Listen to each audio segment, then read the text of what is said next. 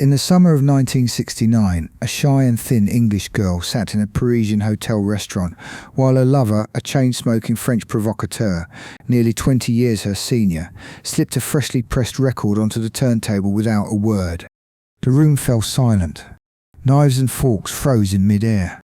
The sounds pouring from the speakers were unmistakable. Gasps, moans, the intimate architecture of the act of love set to a melody of staggering beauty. Within weeks, the Vatican had condemned it.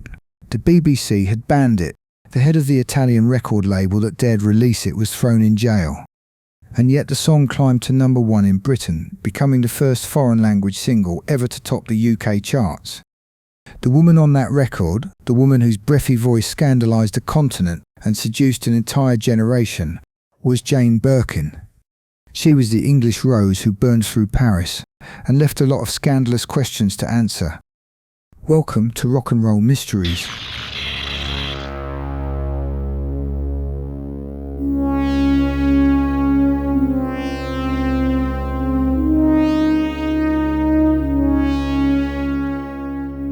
Jane Mallory Birkin was born on the 14th of December 1946 in Marylebone, London, into a family where both duty and drama ran in equal measure through the bloodline. Her father, David Birkin, was a Royal Navy lieutenant commander and wartime spy who had daringly worked with the French resistance. Her mother, Judy Campbell, was an actress and singer known for her work in Noel Coward productions. She was the kind of woman whose stage presence could fill a West End theatre and whose lyrics wound up as wartime hits. The family home was in Chelsea, something of a crucible of post-war English elegance and artistic ambition. Young Jane grew up alongside her elder brother Andrew, who would later become a screenwriter and director, and a younger sister Linda, a sculptor. Creativity was not so much encouraged as assumed. It was the oxygen in the room. Jane later described her childhood as divine, insisting that nothing has ever touched on what fun childhood was. But there were shadows too. A shy, slender girl with a boyish frame, she was bullied at boarding school for her physique. The others said I was half boy, half girl, she recalled. I had no breasts, not even a developing bosom. It was horrible. She attended Miss Ironside's school in Kensington, then Upper Chine School on the Isle of Wight, and by 16 she had dropped out of formal education and started taking sleeping pills, a habit she would maintain, by her own admission, for the rest of her life. Her father's moral seriousness left a deep mark. David Birkin was involved with Amnesty International from its earliest years, and took his daughter to demonstrations against capital punishment when she was barely 12 years old. I was 12 when I demonstrated with him against the death penalty in London, she would later tell Amnesty International France. That capacity for indignation, for moral reflex, was planted early, and would bloom unpredictably across the decades, especially when tied into her instinct for subversion. At 17, Jane took the stage alongside Ralph Richardson in Graham Greene's Carving a Statue at the Haymarket Theatre. She was also drawn to cinema and sought out her father's first cousin once removed, the film director Carol Reed, who told her that a career in acting depended on one thing: whether the camera loved her. It did. But before the camera could confirm that verdict, a particularly impressive man intervened. John Barry was 30 years old, a composer of rising international fame, best known for his iconic work on the James Bond films. Jane was 17 when they met, after Barry cast her in his musical Passion Flower Hotel. Her father forbade the marriage because she was still a minor, but they married in a private ceremony at Chelsea Register Office on the 15th of October 1965, the day she turned 18. The gap between them was not only chronological. Barry was sophisticated, worldly, already moving in exalted circles. Jane was besotted. I couldn't believe that this sophisticated, talented genius chose me and not any of the other girls, she said. So desperate was she to be worthy of him that she slept with an eye pencil under her pillow, ready to apply it if he woke in the night, terrified he would see her, quote, tiny piggy eyes without makeup. The insecurity was prophetic. Barry, by her later accounts, turned out to be cold and unfaithful. In her diary at 19, she wrote, "The feeling of being unwanted, undesired and unloved is beginning to strangle me." Nonetheless, in April 1967, their daughter Kate was born. That summer, the couple took separate holidays. When Jane returned, Barry told her the marriage was over. He had been having an affair with one of her friends. He left for the United States, abandoning his teenage wife and infant daughter in London. The same year, however, had also delivered a glimpse of her future. Jane had appeared in a small uncredited role in Michelangelo Antonioni's Blow Up. It was a minor part, but a seismic one. She appeared nude on screen, the first full frontal female nudity in a mainstream British film. She later claimed she mainly did it because Barry had told her she would not have the nerve. "Well, I'll do it and that will thrill him," she said later. The film won the Palme d'Or at Cannes, and Jane Birkin, 19 years old, divorced, with a baby in her arms and nowhere to go, was suddenly a face people remembered. In 1968, bruised and adrift, she auditioned for the lead female role in a French film called Slogan, directed by Pierre Gramble. She did not speak a word of French. She won the part anyway, arriving on set in Paris with her infant daughter Kate in tow, tear-stained from the wreckage of her marriage. She found herself cast opposite a man she would initially despise, Serge Gainsbourg.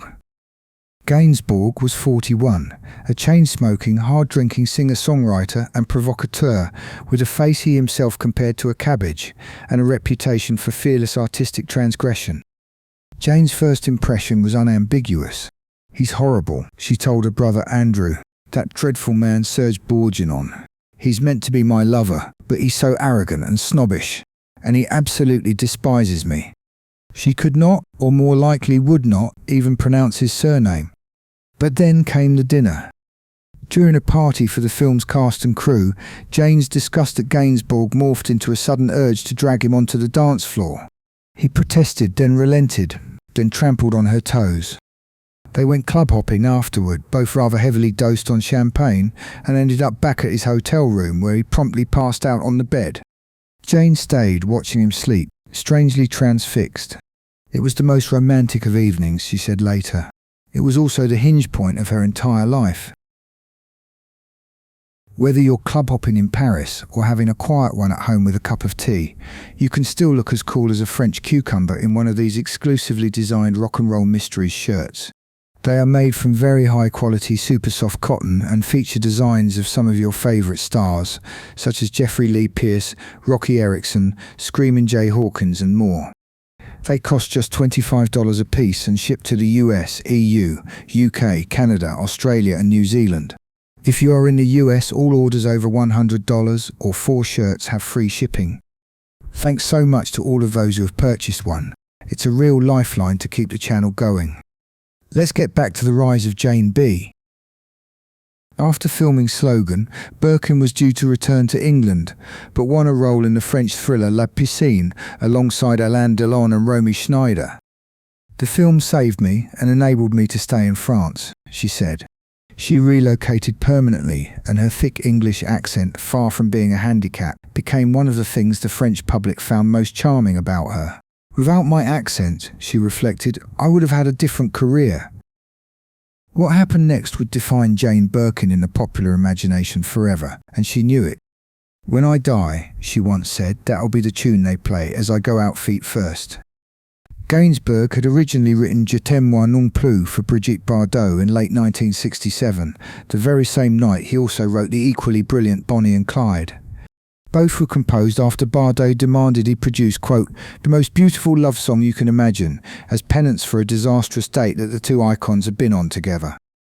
They recorded it in a 2-hour session in a small glass booth at a Paris studio. The recording engineer noted there was, quote, "some heavy petting." But when the press caught wind of the affair, Bardot's husband, the German industrialist Günter Sachs, furiously demanded the single be withdrawn. Bardot wrote to Gainsbourg begging him not to release it. He complied, though bitterly. "The music is very pure. For the first time in my life I write a love song and it's taken badly." After Bardot, Gainsbourg shopped the song around. He asked Marianne Faithfull, Morel Dark, Valérie Lagrange. "I don't know how he got Jane to do it," Faithfull later remarked, "because she was such a lovely English upper-class schoolgirl." But Jane needed no persuading. Only the right motivation: jealousy. She had heard the Bardot recording and found it, she said, so hot. "I only sang it because I didn't want anybody else to sing it," she admitted. I just didn't want him in a little recording booth with Morel Dark, so that's why I did it. Gainsbourg asked her to sing an octave higher than Bardot, quote, so you'll sound like a little boy. She got, by her own account, quite into the whole unconventional recording process. I got a bit carried away with the heavy breathing, so much so in fact that I was told to calm down, which meant that at one point I stopped breathing altogether. If you listen to the record now, you can still hear that little gap. Rumours spread that the recording documented actual sex, microphones placed beneath the bed. Gainsbourg's response was dry as chalk. Thank goodness it wasn't, otherwise I hope it would have been a long-playing record. They tested the track at the restaurant of the Hotel d'Alsace, the same hotel where Oscar Wilde had died. Gainsbourg slipped the record on without warning. Jane remembered the moment. All the couples in the room stopped talking, their knives and forks suspended in mid-air. Gainsbourg pinched her arm and whispered, I think we've got a hit. Wilde surely would have given an approving, ghostly nod. Released in February 1969, the single detonated across Europe. It was banned from radio in Spain, Sweden, Brazil, the United Kingdom and Italy. The bannings were so coordinated and so melodramatically enforced it was almost like an elite marketing strategy for Gainsbourg and Birkin. Now, the whole of Europe wanted to know what this song with sex sounds was really like. Even in France, where sex is more likely to be met with a shrug than a shrill panic, it was restricted to only being played after 11 p.m. The Vatican officially condemned it. In Italy, the head of the record label that released it was actually jailed for offending public morality. Fontana issued it in the UK, and hastily withdrew the single when it climbed to number 2. Gainsbourg, undeterred, took the song to another label, Major Minor, whose reissue topped the charts on the 27th of October 1969, making Je t'aime moi non plus simultaneously the first band single and the first foreign language single to reach number 1 in Britain. Jane found the whole scandal both bewildering and amusing. The Pope was our best press agent, she said. She also maintained the song was misunderstood. It wasn't a rude song at all, she told the press in 2004. I don't know what all the fuss was about. The English just didn't understand it. What she only discovered much later was that the song had taken on a political afterlife she never intended, becoming a covert anthem of freedom in countries ruled by dictators, including Franco's Spain, Salazar's Portugal, and military regimes across Latin America. For 12 years, Jane Birkin and Serge Gainsbourg were the most talked about couple in France, perhaps in Europe. They lived together at 5 B's Rue de Vernois in the 7th arrondissement of Paris, and their existence was a study in bohemian contradiction. They were flamboyant and chaotic, tender and destructive. They went out at night, came home with the dustman, woke the children before school, and slept through the day. Gainsbourg drank prodigiously. Jane was outrageously jealous. We were supposed to embody a form of freedom, she reflected. Our 20-year age difference, our lifestyle, our lack of taboos. Serge used to say, we are not an immoral couple, we are an amoral couple.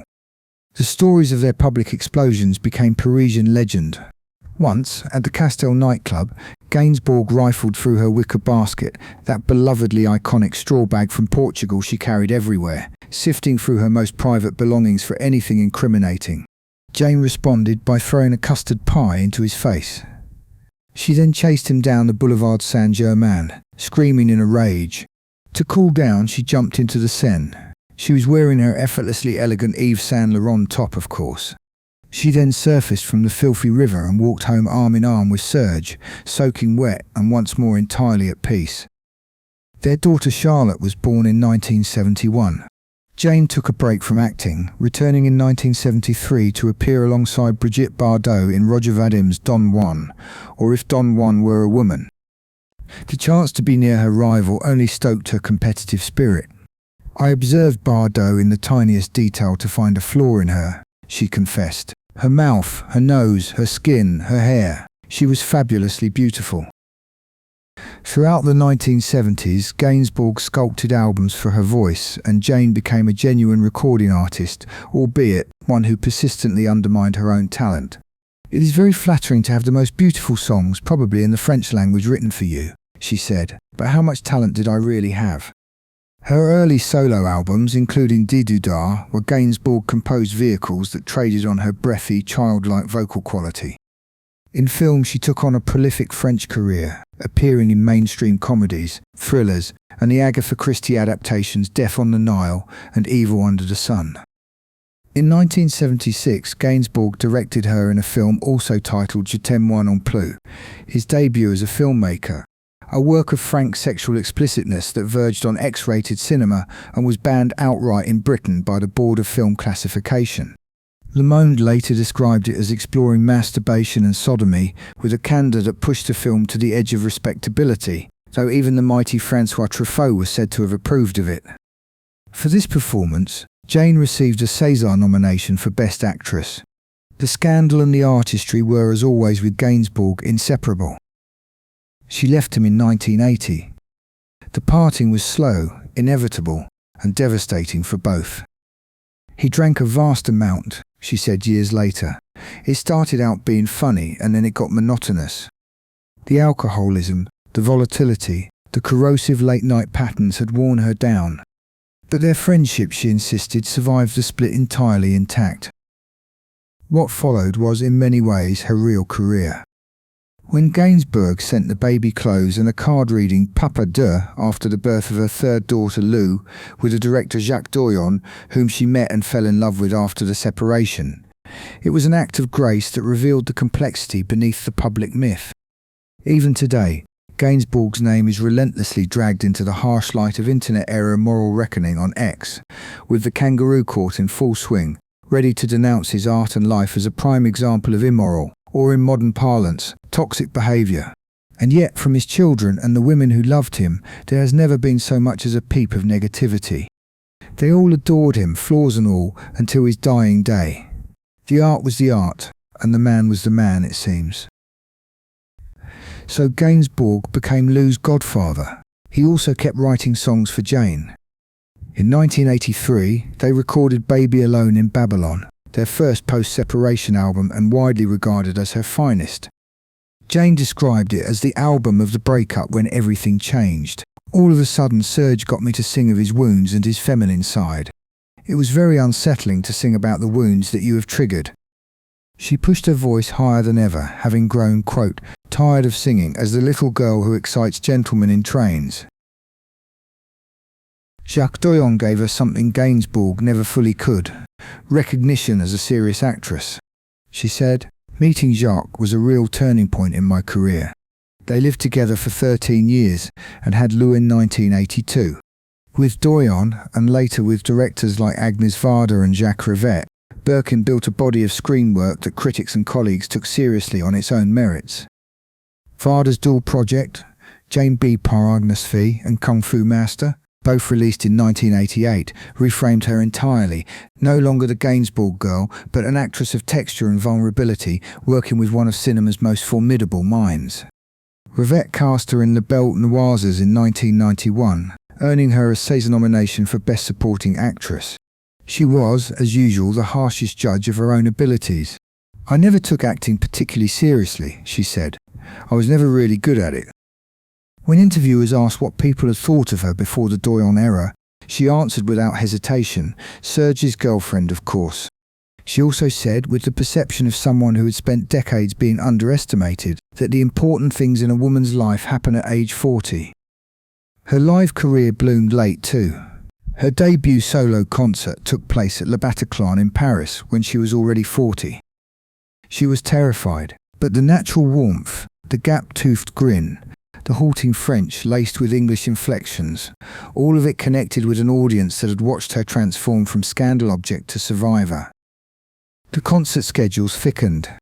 In 1992, she won Female Artist of the Year at the Victoires de la Musique, France's equivalent of the Grammys. In 1995, she took the stage at the National Theatre in London to play one of the lead roles in Euripides' The Trojan Women. In 1994, she gave a London concert dedicated entirely to Gainsbourg's work. By then, she was no longer the young girl who had gasped into a microphone in Marble Arch. She was a woman in her late 40s, self-possessed and emotionally transparent, singing songs written by a dead man she still loved, and filling concert halls across Europe with audiences who understood exactly what that cost her. Gainsbourg, for his part, had continued writing for her right up to the end. Their last album together, Amour des Fans, was released in 1990, barely a year before his death. He had also, throughout the 1980s, maintained a complicated emotional presence in her orbit, mocking her activism with characteristic cynicism, sending gifts that oscillated between tenderness and provocation. She recalled that he once phoned her in London to say he had bought her a big diamond because she had lost one he had given her. The relationship between them was, in its final decade, less romantic partnership than a form of cellular entanglement. They could not be together and could not be entirely apart. On the 2nd of March 1991, Serge Gainsbourg died of a heart attack at the age of 62, his body ravaged by decades of chain smoking and superhuman alcohol consumption. The news shattered Jane. She and Charlotte spent 3 days with his body, refusing to let him go. When he was finally laid to rest, Jane placed Monkey, a stuffed toy monkey she had kept close since her own childhood, into his coffin. It was perhaps the most achingly private gesture of a very public love story. A grown woman burying her childhood talisman with the man she could never entirely leave behind. The grief consumed her so completely that it destroyed her relationship with Doyon. He could not compete with her grief for Gainsbourg, the Observer later reported. They separated in 1993, and Jane lived alone in Paris from that point on. She continued to sing Gainsbourg's repertoire by choice, reframing it not as confinement but as inheritance. "As long as I am singing," she declared, "I will be singing the songs of Serge Gainsbourg." Then came the bag. There is a particular irony in the fact that the woman who carried a hand-woven Portuguese straw basket everywhere she went, from nightclubs to formal events, should have become the namesake of one of the world's most exclusive luxury objects. The story of the Birkin bag begins on an Air France flight from Paris to London in 1983. Jane had placed her straw basket in the overhead compartment, and when she opened it, the contents spilled across the floor. The passenger beside her, watching this minor catastrophe with polite interest, was Jean-Louis Dumas, the chief executive of Hermès. Jane complained that she could not find a leather weekend bag she liked. Dumas asked her to describe the ideal bag. She sketched it for him, on a napkin or an airline sick bag depending on which version you believe, and said it should have pockets. In 1984, Hermès produced a black supple leather bag based on her design and named it after her. Jane only ever owned one Birkin bag at a time, though she went through several over the years, usually donating the old one, covered in stickers and well used, to charity auctions. "What's the use of having a second one?" she said, laughing. When she visited New York and people said, "Oh, Birkin, like the bag?" she would cheekily reply, "Yes. Now the bag is going to sing." She never received royalties for the design. In 2015, after reports of cruel treatment of crocodiles used for exotic skin versions of the bag, she publicly asked Hermès to remove her name from the crocodile edition until their practices improved. Hermès officially said they addressed her concerns. In July 2025, 2 years after her death, the original bespoke Birkin prototype sold at auction in Paris for an utterly astonishing €8.6 million, roughly $10 million, a record price for a fashion item. The woman who just wanted some useful pockets on a hard-wearing bag had accidentally created the ultimate blue-chip fashion artifact. Jane Birkin's political life was as active as her personal and creative life. "As soon as I arrived in France," she recalled, "I marched with Robert Badinter against the death penalty and with Delphine Seyrig for abortion." She travelled to Sarajevo during the Bosnian War, bringing supplies and clothing, and took her young daughter with her. She supported Amnesty International, campaigned for immigrant rights, and worked on behalf of Myanmar's pro-democracy movement, Palestinian cultural projects, and the fight against AIDS. Her philosophy was simple and physical. "For me, it's simpler to act than to stay with my guilt." She described her activism as driven by encounters rather than ideology, meeting the actor Jacques Perrin, who introduced her to refugee contexts, speaking with the Russian journalist Anna Politkovskaya about Chechnya, consulting the Israeli novelist David Grossman before deciding whether and how to perform in Israel. "Each person counts," she told Amnesty France. "It's the butterfly effect." The cruelest blow of her life came on the 11th of December 2013. Kate Barry, Jane's eldest daughter, the photographer who had carved out a career shooting for Vogue and the Sunday Times, died after falling from the fourth floor of her apartment in Paris. She was 46 and had struggled with addiction since her teens. Contemporaneous reporting described her death as a suspected suicide. Jane was devastated. The loss carved a wound that would never fully close, and it reshaped her late public persona into something more openly grief-stricken, more raw in its acknowledgement of pain. She channeled the experience into her later work, including the album Oh Pardon, to Dormir, produced with the songwriter and performer Etienne Daho, which was her final major studio release. In 2002, Birkin was diagnosed with leukemia and underwent rounds of treatment. She kept working. She gave solo concerts, she toured orchestral interpretations of Gainsbourg's catalogue, she appeared in films. In 2016, she starred in the short film La Femme et la TGV, which was nominated for an Academy Award, and she said it would be her final film role. In 2021, Charlotte directed Jane by Charlotte, a documentary exploring their mother-daughter relationship, which premiered at the Cannes Film Festival. Its premiere was one of Jane's last major public appearances. That same year, 2021, she suffered a stroke. Concert cancellations mounted through 2022 and into 2023, linked to injury and fragile recovery. She was frustrated by the forced stillness. She wanted to perform again. She had been excited about a planned appearance at the Olympia Concert Hall. The body, as it does, had other plans. "There have been so many stories told by others about me and my family," she had said in 2019. "Now it's my turn to tell my version." She published her diaries as an act of narrative reclamation, an attempt to correct the myth from inside. In those pages, she demoted career vanity, saying she cared more about what happened around the making of films than the films themselves, and offered characteristically unflinching self-assessment about her acting ability and her accent. Jane Birkin was found dead at her home in Paris on the 16th of July 2023. She was 76. No cause of death was publicly disclosed. According to reports, she had recently expressed a wish to spend her first night alone at home, wanting to regain her independence after a period of care. One of her caregivers found her body the following morning. The death was unexpected. She had been looking forward to returning to the stage. Her funeral took place on the 24th of July at the Church of Saint Roch in the 1st arrondissement.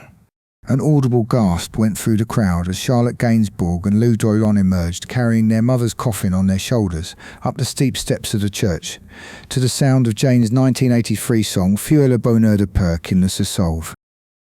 Charlotte took the pulpit and choked on her words. "I already feel the vacuum she is leaving, and I know that she will miss us every day." Lou followed, offering memories of road trips to Death Valley, of sleeping on beaches, of a mother who was never ordinary. "Mother, thank you for not being ordinary and reasonable," she said. Etienne Daho said simply, "It's unimaginable to live in a world without you." The casket left the church to the strains of La Javanaise, another Gainsbourg song. Charlotte and Lou rode in the hearse but stopped as they passed the crowds, rolling down the windows to wave and say thank you. Hundreds of fans watched on a large screen outside, holding banners that read "Thank you Jane Birkin" and "Jane Forever."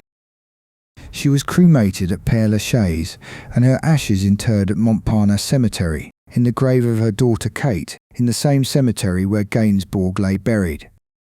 In death, as in life, she was gathered back to the people she had loved and lost. France's President Macron called her a French icon who embodied freedom. Anne Hidalgo, the mayor of Paris, named her the most Parisian of the English, perhaps the highest compliment the city could bestow to an English woman. In December 2025, Paris renamed a footbridge over the Canal Saint-Martin in her honour, making a formal exception to its usual 5-year waiting period for naming public spaces after the dead. 3 governments had decorated her, an OBE from Britain for services to acting and UK-French cultural relations, the Ordre des Arts et des Lettres for the rank of Commandeur from France, and the Order of the Rising Sun from Japan for her contributions to cultural exchange. But perhaps the truest measure of Jane Birkin is the irreducible strangeness of her trajectory. A shy Chelsea schoolgirl, bullied for her flat chest, who became the sexual voice of a generation. A woman who never lost her English accent, and yet was claimed by France as its own, a muse who resented the word and spent decades proving she was more than the sum of one man's obsessions. A humanitarian who carried her children into war zones because passivity felt like sin. She was contradictory, self-doubting, courageous, vain about nothing, and honest about everything. "He was a great man," she said of Gainsbourg. "I was just pretty."